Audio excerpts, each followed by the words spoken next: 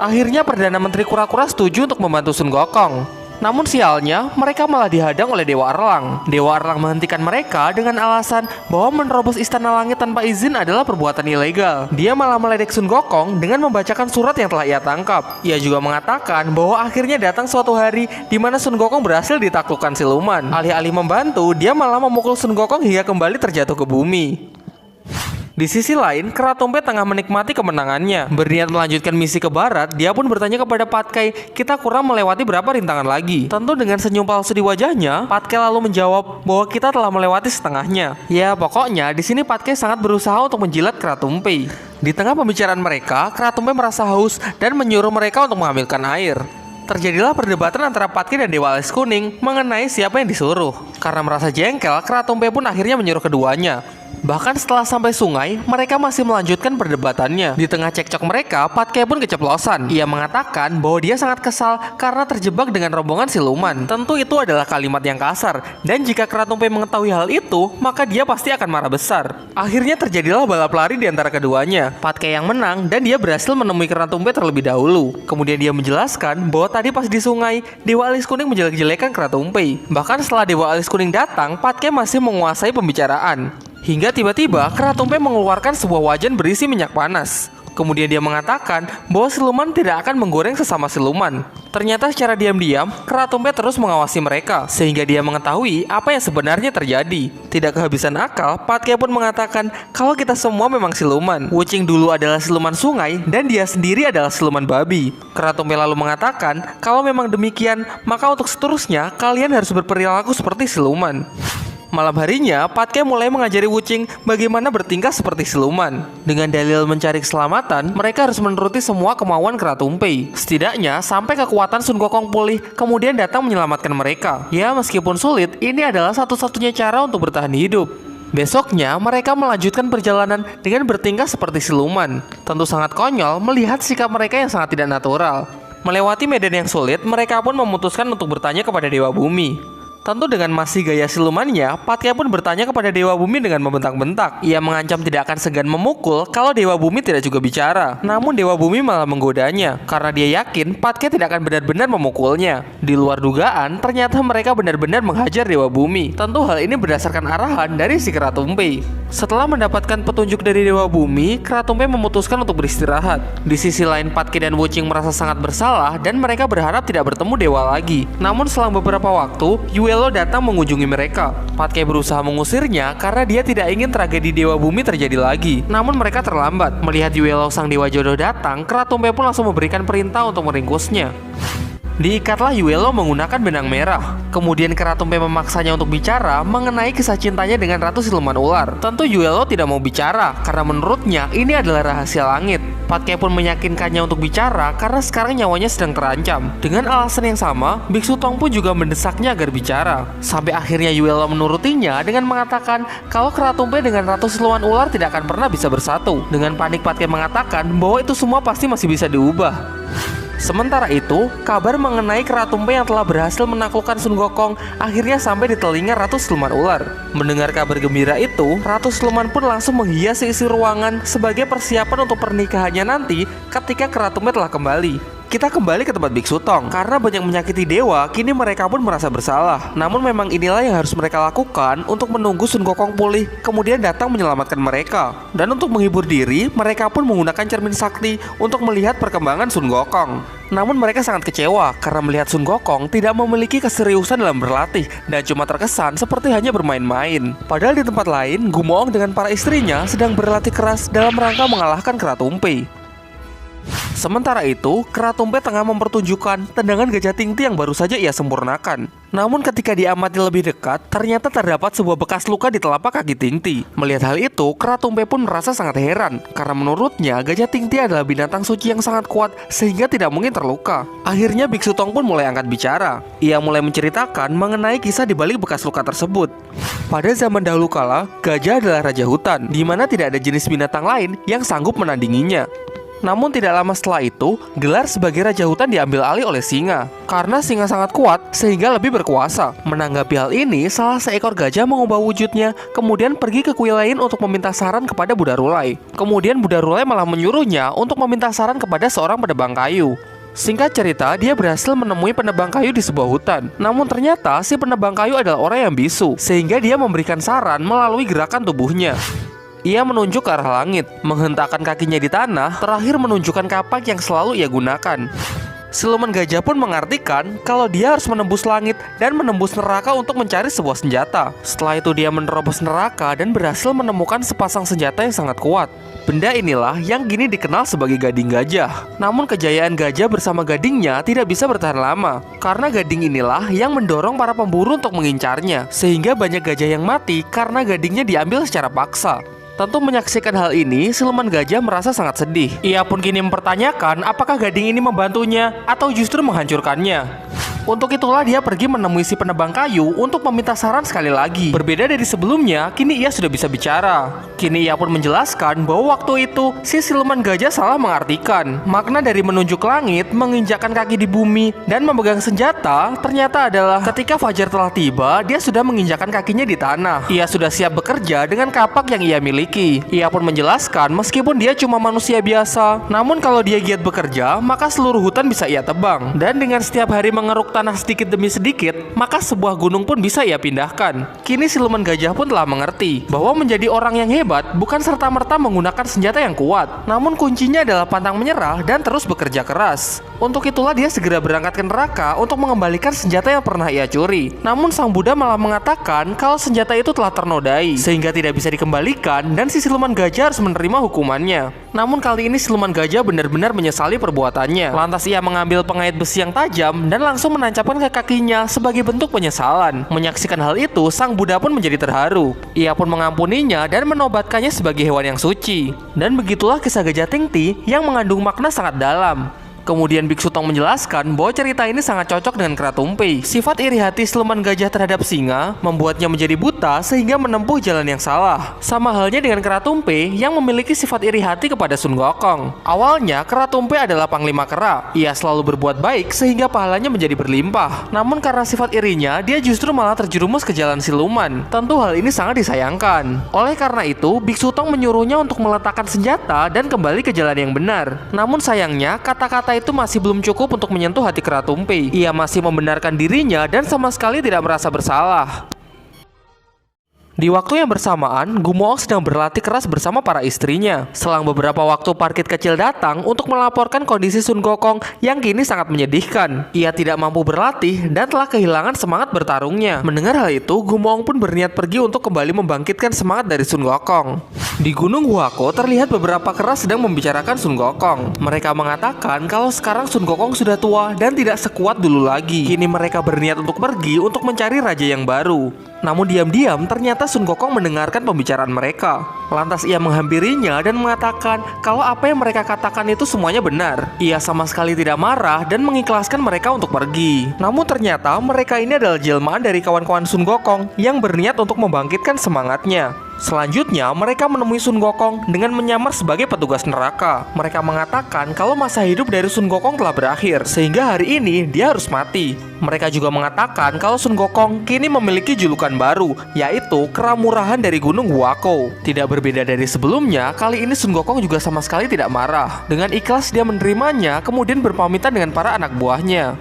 Mereka lalu kembali ke wujud semula dan memarahi Sun Gokong. Sun Gokong pun tidak menyangkal kalau sekarang keadaannya memang sudah sangat menyedihkan. Sebenarnya dia sangat ingin pergi menyelamatkan gurunya, namun kali ini dia benar-benar sudah tidak berdaya.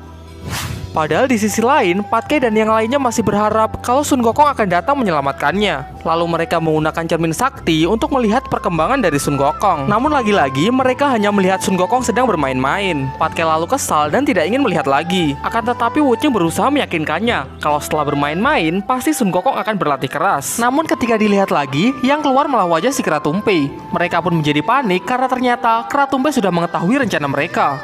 Setelah mengetahui semuanya, kini Kratumpe pun mengubah rencananya. Alih-alih mengambil kitab suci, kini pun dia berniat untuk membawa mereka ke negeri siluman. Malam harinya, mereka diikat seperti tawanan. Kemudian seekor siluman burung menghampiri mereka dan mengatakan kalau dirinya adalah teman dari siluman gagak. Kemudian Patke menjelaskan kalau rencananya sudah diketahui oleh Kratumpe. Kemudian Patke menyuruhnya untuk memberitahukan ini semua ke siluman kerbau dan mengatakan kalau kita semua akan bertemu di simpang 3 negeri siluman. Kita semua akan bersatu demi mengalahkan si Kratumpe.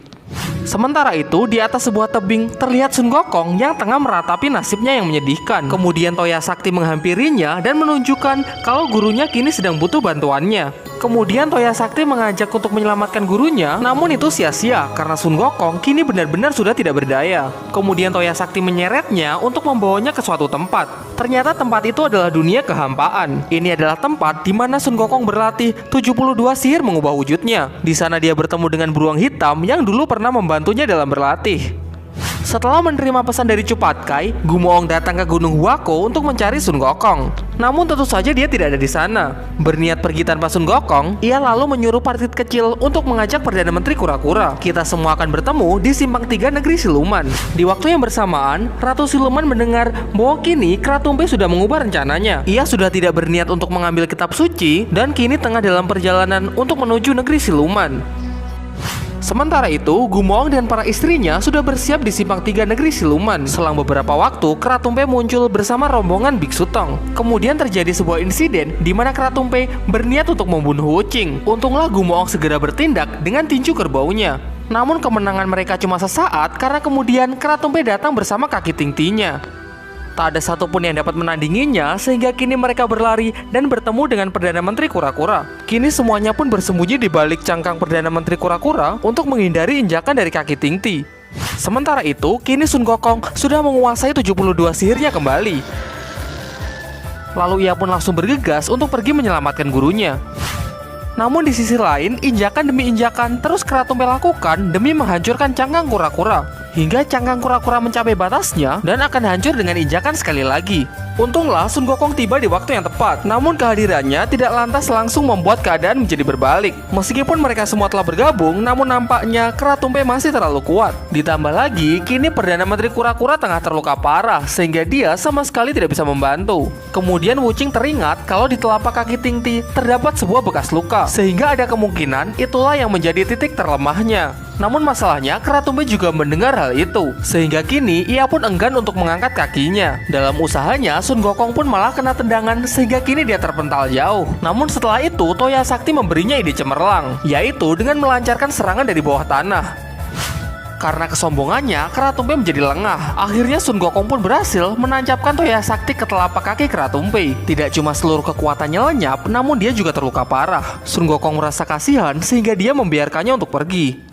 Salah seorang siluman yang menyaksikan hal itu segera melaporkannya ke tempat Ratu Siluman Ular. Tentu Ratu Siluman sangat terkejut dan langsung pergi ke lokasi. Di bawah sebuah pohon terlihat Kratumpe yang sudah tidak berdaya. Dengan dipenuhi derai air mata, Ratu Siluman Ular langsung pergi menemuinya. Di akhir hayatnya, Kratumpe mengucapkan kata-kata terakhir. Ia meminta kepada Ratu Siluman untuk membalaskan dendamnya kepada Sun Gokong. Dengan kesedihan yang amat mendalam, Ratu Siluman Ular menggendong Kratumpe ke negeri siluman. Kini dia pun bersumpah untuk membalaskan dendamnya kepada Sun Gokong suatu hari nanti. Sementara itu, rombongan Biksu Tong tengah berpamitan kepada Gumoong dan para istrinya untuk melanjutkan perjalanan. Sedangkan Perdana Menteri Kura-Kura kembali hidup damai bersama keluarganya. Yang kasihan parkit kecil karena dia harus mengubur perasaannya kepada Sun Gokong dalam-dalam. Dari dulu memang beginilah cinta, deritanya tiada akhir.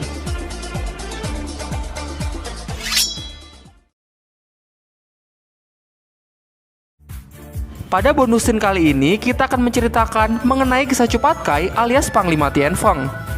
Seperti yang kita ketahui bahwa Cupatkai awalnya adalah dewa di kayangan. Dia dihukum turun ke bumi karena masalah asmaranya. Namun ia kembali diberi kesempatan melalui misi ke barat untuk mengambil kitab suci. Di rombongannya, dia adalah orang terkuat kedua setelah Sun Gokong. Meskipun terlihat jarang memenangkan suatu pertarungan, namun nyatanya dia cukup kuat untuk menangani siluman-siluman biasa. Hal ini terlihat di episode Keraloki. Di atas sebuah kapal, dia cukup sukses untuk mengalahkan ketiga siluman sendirian.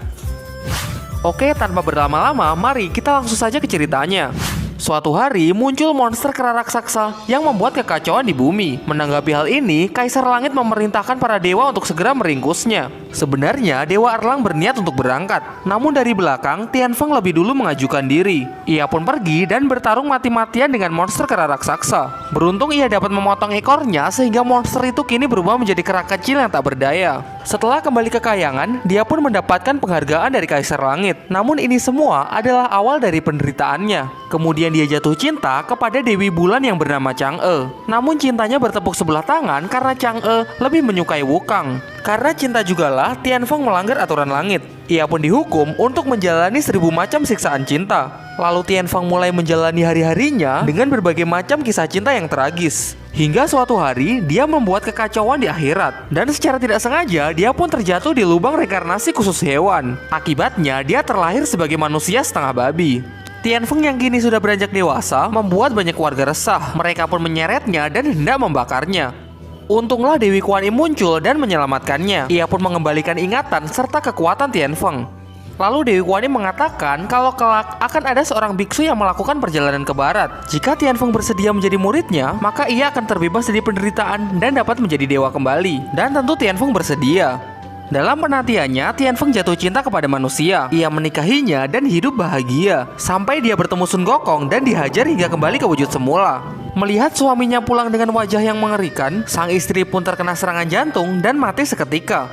Dengan emosi yang membara, kini dia pun berniat balas dendam kepada Sun Gokong. Namun tentu saja Sun Gokong dapat meringkusnya dengan sangat mudah. Kemudian Dewi Kuan Im muncul dan menyuruh Tianfeng untuk ikut dalam misi ke barat. Tianfeng setuju, namun dia memiliki satu permintaan. Ia meminta agar istrinya bisa dihidupkan kembali. Dewi Kuan Im pun bersedia untuk menghidupkannya, namun ia akan menghapus ingatannya mengenai Tianfeng.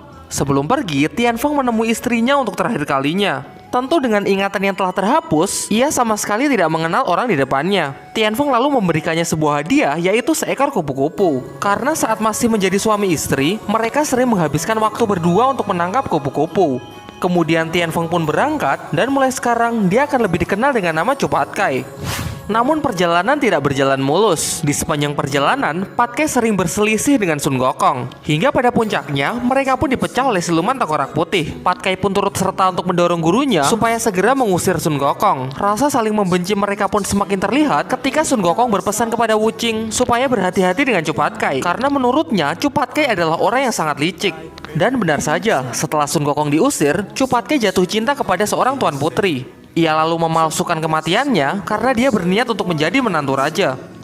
Hingga siluman tengkorak datang dan membunuh semua orang di kerajaan, termasuk gurunya sendiri. Bahkan setelah itu, secara tidak sengaja, dia pun membunuh Wuqing dengan tangannya sendiri. Diliputi rasa bersalah yang begitu besar, Cupatkai berniat untuk mengakhiri hidupnya. Untunglah kuda putih mencegahnya dan mengatakan bahwa gurunya masih hidup. Ia juga meminta agar Cupatkai pergi untuk meminta bantuan kepada Sun Gokong. Lalu dia pergi ke Gunung Huako dan menceritakan semuanya kepada Sun Gokong. Dia juga meminta maaf dan bersedia dihukum setelah gurunya diselamatkan. Singkat cerita, siluman berhasil dikalahkan dan Dewi Kuan Im bersedia untuk menghidupkan Wuqing kembali. Setelah peristiwa ini, Cupatkai pun menjadi bersungguh-sungguh untuk mendedikasikan dirinya dalam perjalanan ke barat. Juga setelah peristiwa ini, hubungan persaudaraan mereka kini menjadi semakin kuat. Tidak ada lagi saling membenci dan kini mereka lebih sering untuk menghabiskan waktu bersama. Bahkan di masa-masa sulit sekalipun, mereka saling menguatkan satu sama lain. Hingga pernah suatu hari, Biksu Tong sangat marah kepada Sun Gokong. Ia mengusirnya dan sama sekali tidak ingin bicara. Namun secara sukarela, Patkai pun turut menerima hukuman. Bersama Wuqing ia menemani Sun Gokong untuk berdoa di depan kuil sepanjang hari. Dan berharap bahwa gurunya bisa memaafkan kakak perguruannya tersebut. Juga pernah suatu ketika, Sun Gokong berniat untuk meninggalkan rombongan. Ia membuat suatu kesalahan yang begitu besar, sehingga ia merasa bahwa dirinya tidak pantas menjadi Buddha. Namun dengan tegas Cupatkai mengatakan, kalau Sun Gokong tidak pergi, maka dia juga tidak akan pergi. Kalau jadi Buddha harus sama-sama, maka dihukum pun juga harus sama-sama. Singkat cerita, mereka berhasil melewati rintangan ini, dan berhasil sampai di kuil lain. Buddha Rulai lalu mengangkat Cupatkai sebagai Buddha gembira, yang selama ini selalu ia inginkan. Dan itu tadi adalah cerita Cupatkai. Untuk bonusin selanjutnya, kalian bisa request di kolom komentar karakter siapa yang ingin saya bahas. Sekian video kali ini, sampai jumpa di video selanjutnya.